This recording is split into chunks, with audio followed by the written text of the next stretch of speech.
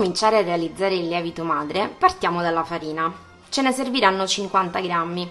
Potete utilizzare la farina 0, la farina 00, la farina 1, anche la manitoba.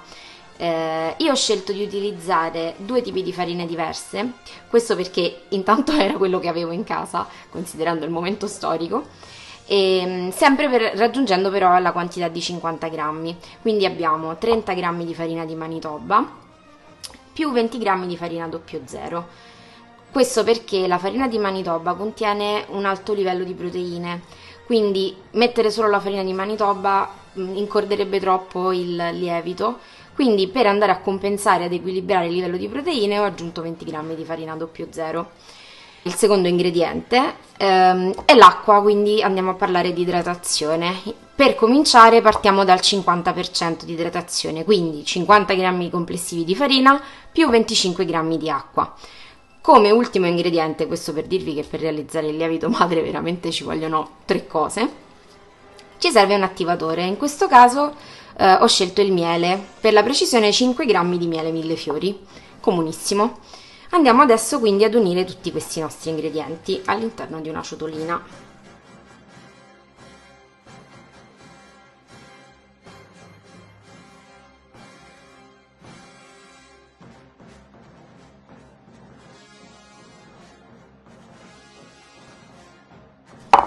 Cominciamo ad impastare con la spatola.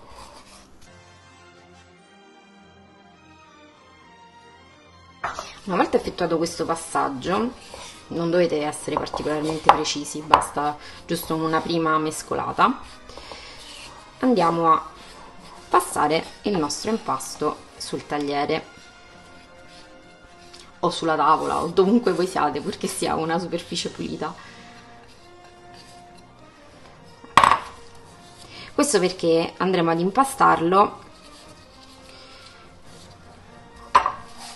finché non otteniamo una pallina liscia.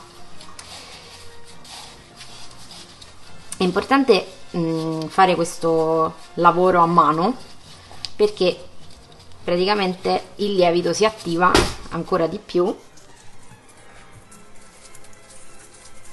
se incorpora aria e se diciamo raccoglie da quella che è l'aria circostante tutti dei microrganismi che servono appunto al lievito per svilupparsi.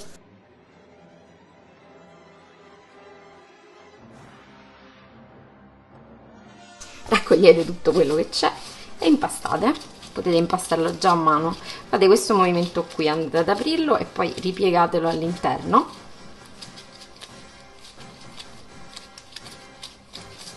Per ottenere questa bella pallettina. Adesso che